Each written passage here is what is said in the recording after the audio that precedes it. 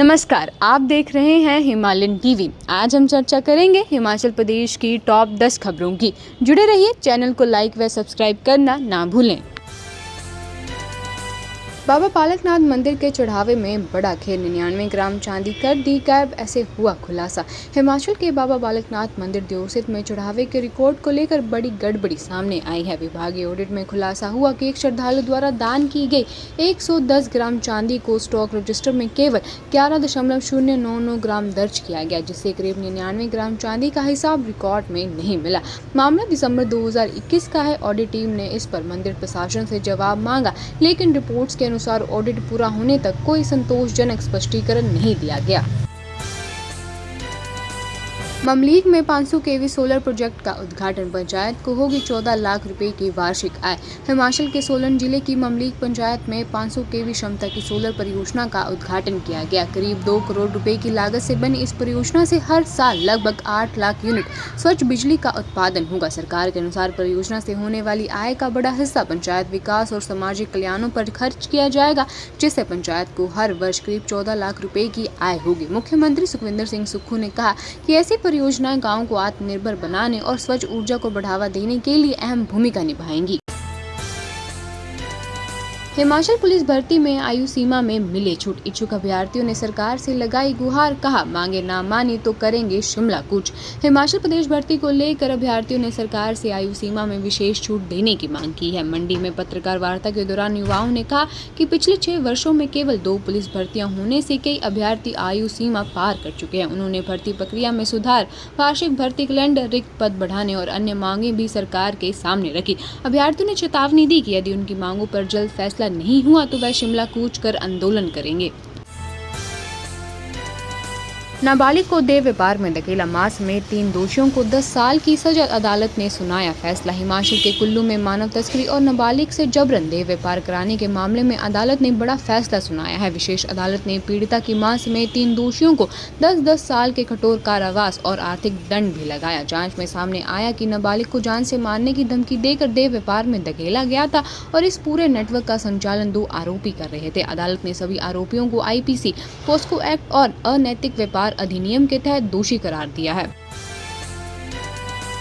हिमाचल प्रदेश के राज्यपाल ने कहा कि अत्याधुनिक डिजिटल स्टूडियो में हिमाचल प्रदेश में गुणवत्तापूर्ण ई-लर्निंग सुनिश्चित होगी।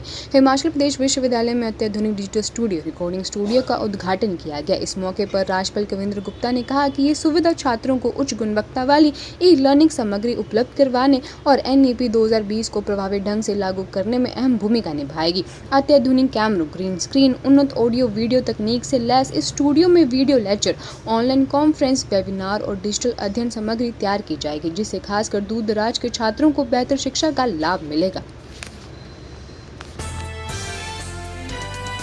अपनी कुर्सी बचाने के लिए मंत्रियों का अपमान करने से भी पीछे नहीं हट रहे CM सुक्खू जयराम ठाकुर। हिमाचल में सियासी बयानबाजी तेज हो गई है। नेता प्रतिपक्ष और पूर्व मुख्यमंत्री जयराम ठाकुर ने मुख्यमंत्री सुखविंदर सिंह सुक्खू पर निशाना साधते हुए आरोप लगाया कि मुख्यमंत्री अपनी कुर्सी बचाने और पार्टी हाईकमान को खुश करने के लिए अपने ही मंत्रियों का अपमान करने से भी पीछे नहीं हट रहे।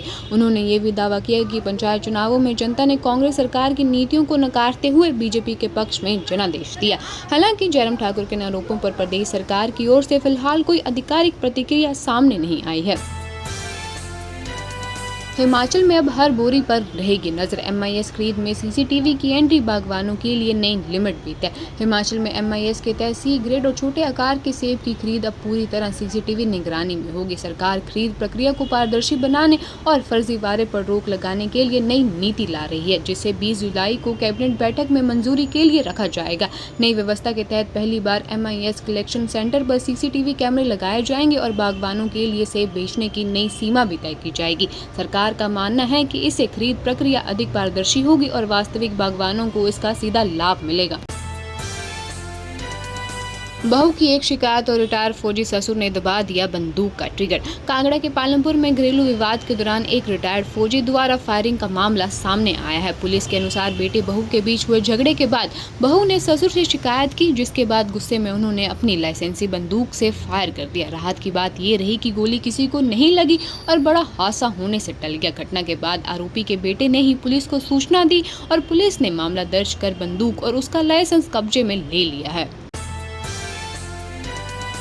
सीएम सुक्खू आज करेंगे हमीरपुर का दौरा, जनता को देंगे करोड़ों रुपयों की सौगात। मुख्यमंत्री सुखविंदर सिंह सुक्खू बुधवार को हमीरपुर के दौरे पर रहेंगे, जहां वह करोड़ों रुपयों के विकास परियोजनाओं का उद्घाटन करेंगे। अपने दौरे के दौरान मुख्यमंत्री नगर निगम की तरह नई दुकानों का उद्घाटन करेंगे और नगर निगम कार्यालय भवन की आधारशिला भी रखेंगे। इसके बाद टाउन हॉल में जनसभा को संबोधित कर क्षेत्र की जनता से संवाद भी करेंगे। जिला प्रशासन ने दौरे को लेकर सभी तैयारियां पूरी कर ली हैं और संबंधित विभागों के अधिकारियों को भी मौके पर मौजूद रहने के निर्देश दिए हैं।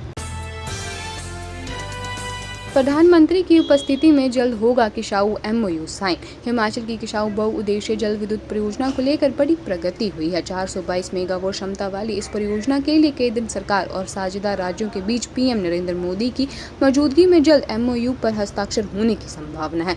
मुख्यमंत्री सुखविंदर सिंह सुक्खू ने कहा कि संशोधित समझौते के तहत हिमाचल के हित पूरी तरह सुरक्षित रखे गए हैं।